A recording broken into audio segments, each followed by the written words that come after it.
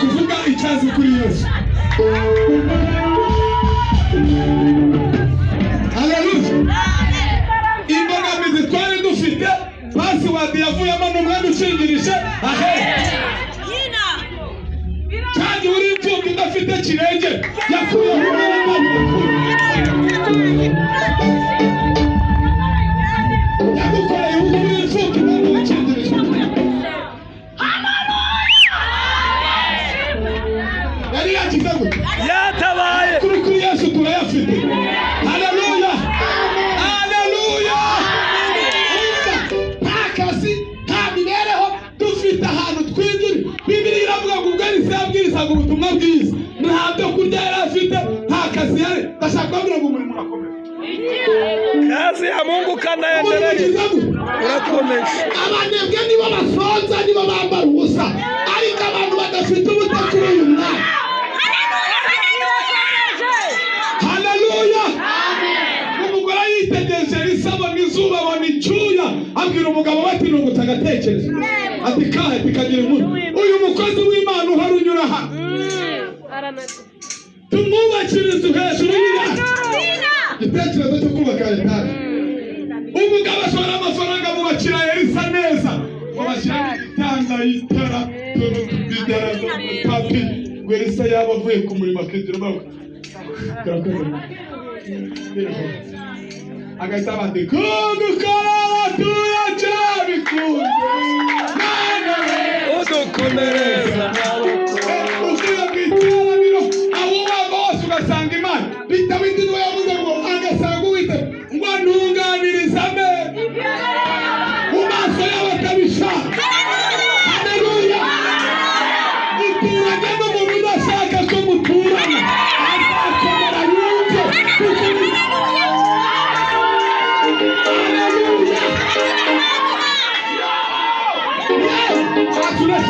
Yaba muntu uturanye n'utabishaka nakegera yumve. Utuye muri kashe ivuga ngo antunganiriza amenyo.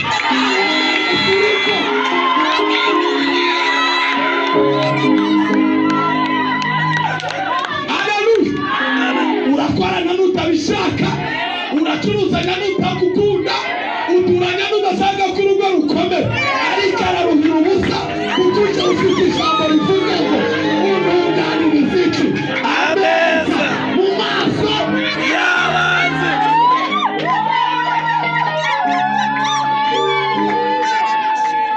Uko bimeze. Haleluya. Nuko bimeze. Nibaroge, nibagambane, nibagira gute ni hahandi. Dufite systeme dukoreramo n'idutunganyiriza iki?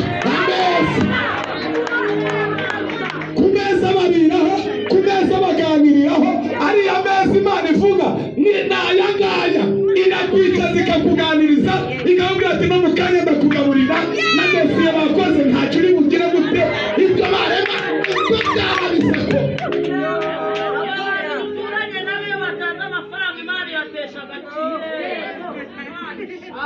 Antunganiriza iki? Ameza. Antunganiriza iki? Ameza. Maze Dawidi yahise avuga ngo siko bizaba mu bagira guterana. Bamutegereza. Ariko haleluya. Niko yahise avuga ngo siko bizaba mu bari ukuntu babitegura. Wasenga Imana ikabikuganiriza. Ukumva birimo amahwa, birimo ibikwasi birahanga, ukavuga ati nirimbu, ukavuga ati ni 12 cyangwa ni 5, ukavuga ngo ni bantu ntabwo ndi wacike. Igahita ivuga ati mwana wanjye ati nkuyemo pasi wanjye ati dore byose ndabisibanze.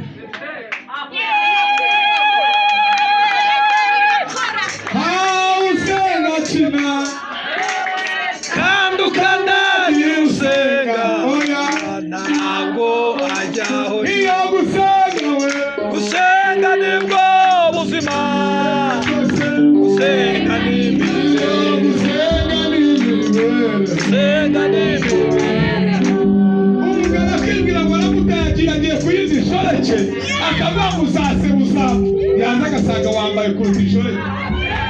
Nanga Imana yagusemuruye.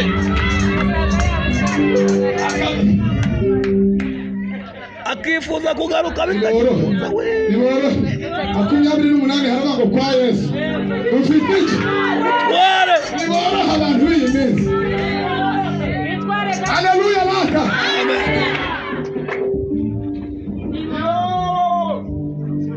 ijambo ryarambwiye ngo kuko umuntu adatungwa n'imitsima gusa ahubwo amagambo ava mu kanwa k'Imana. Ayo magambo atunga umuntu kuva mu kwa mbere akagutunga kuva mu kwa kabiri ukagura igitenge abana bakajya ku ishuri. Amagambo ava mu kanwa k'Imana. Amagambo ava mu kanwa k'Imana ari hejuru y'abahanuzi.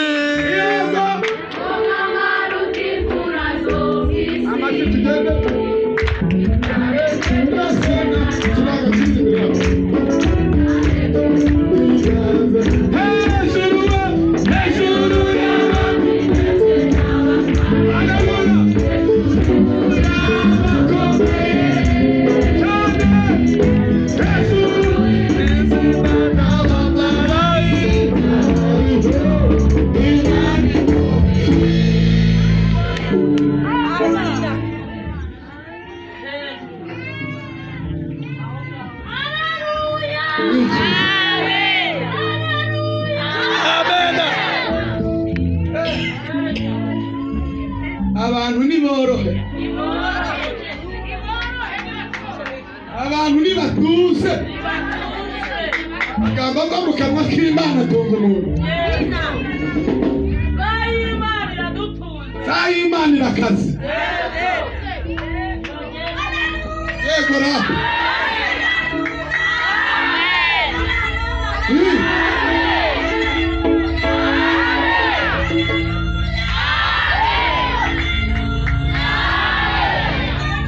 Haleluya. None se ko mwisi babatwimye ijambo mu mudugudu bakaritwima twagera imbere y'Imana ikaduha ijambo. Niyo muntu nagiye ngo reka twivugire. Reka tugere. Reka tuvuge kuri reka tugere n'abandi bazaduha. Haleluya. Abazari guhera ahangaha. Tuvuge imbavu duseke zigira gute ziturye hanyuma avuga ati ariko uriya muntu ahora se twabizi. Reka birenge byawe Yesu niho twatabari. Uzi ukuntu Hana yavuze ngo yaramutugaga Penina akamuhangayikiza akamusyonyera yaheka akavuga ati rizagwengera rizajya rijyangiza rizohoha. Hana arangize kubyara avuga ati abazabyumva bose bazajya bazasekana nanjye.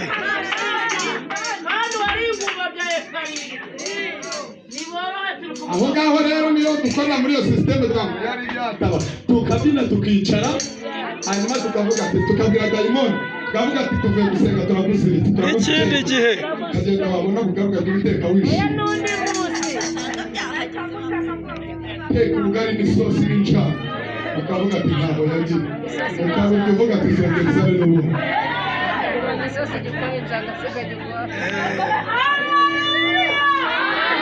Kavuga ati uriya ko tuzi ko nta kazi uriya mubwiba hawukora he birabyishima bimeze gutya. Reka niko Dawidi avuga ngo intunganyiriza ameza urya mwinshi baba batetse bakamarayika akabikugezaho.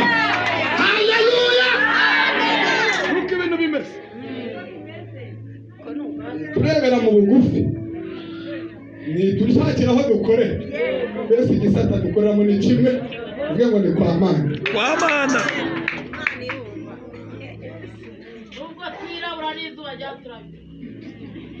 Ni kwa Mana. Haleluya.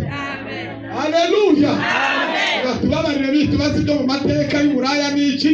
Reka dukorera mu ijambo rivanga iyo umuntu ari muri Kristo Yesu. Ibintu by'Uburaya biba byararangiye, ibyo kunywa urumogi biba byararangiye. Tubatungana rero iyo umuntu ari muri Kristo Yesu aba ari iki? Aba ari icyaremwe ibintu bya kera.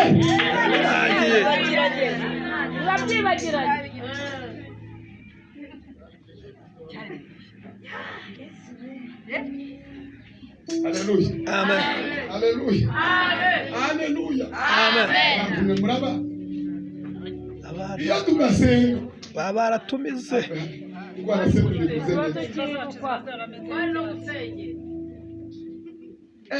Mwabumvise hano ngo wa mubeshi ngo akiri muzima ngo yavuze ngo nyuma y'iminsi itatu azagira gute?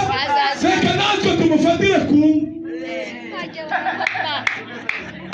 noneho turabizi koko mfite ububasha bwo kuzura no gukiza, ariko nubwo twamaze kumenya aho bamuhambye, twamaze kumenya uko bigenze. Umwe muri babwira Pilato aramubwira ati dukeneye abasirikare, icyo dushaka nukadasegura iki umutwe, nuko atazashindirwa cyangwa ngo agire icyo ageraho.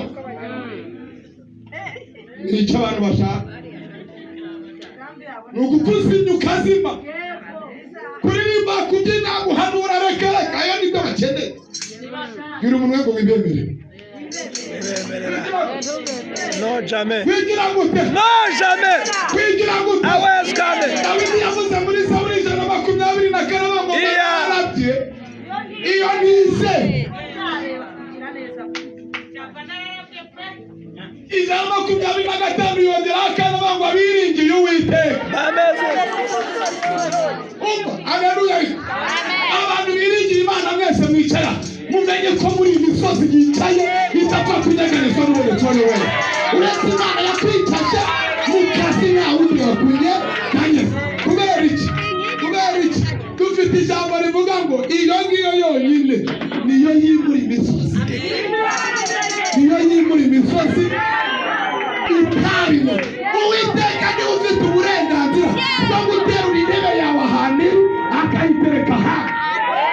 Nta muntu ubifite ububasha, nta muntu ubifite. Kubera iki? Abiringiye Uwiteka bameze nk'umusozi utabashika. Umenya ikiganiro mubwiye impamvu ukina aho ugomba kuba. Bakuzeganiza barahari, uranabaza kuri telefone baraguhamagara, SMS barohereza, iyo wisubwira n'umugenzi ariko uracyashika. Uganda kuko batewe mu rugo rw'Imana uracyashishira. Haleluya. Kandi Imana iracyakuvomera. Haleluya. Amen. Nubwo bashaka ngo wume, ariko Imana ifite ubasha bwo kukuvomera ugatoha ntiyume. Haleluya yewe. Impamvu ya kabiri, impamvu ya kambaro, muzasoma agatabo k'umugeni kazakubwira impamvu. Kazakubwira ngo umugabo, kazakubwira ngo Satani yabonye amavuta yaka, ngo aragenda ashaka umuntu wazanye igicupa cy'amazi akajya asukamo kugira ngo itara rigire gute. Yatara bicunga neza, aravuga ati uyu ni umugome, akorera ahagaragara, reka njye nkorera ahatagaragara. Ngo aragenda ashaka umuntu inyuma y'igikuta y'igihe, ngo arangiza afata uruhombo acomeka munsi y'itara. Ntawumubona mu mudugudu, ntawumubona mu rusengero, ntawumubona. Hagaragara usukamo iki? Amazi. Abasuka amazi nibo bagaragara, ariko Imana dusenga ngo ibwira marayika agenda afata uruhombo arucishaho itara rigira ngo rihere, wakajya asukamo amavuta ari inyuma y'igikuta, agasukamo iki? Amavuta. Haleluya. Haleluya. Akatubwira ngo azimye, naho bakabona umuriro urabishoka, akabona umuriro uraka. Baramubaza ati ariko impamvu nderekareka, ni uko Imana igikomeza umurimo wayo mu mutima w'umuntu.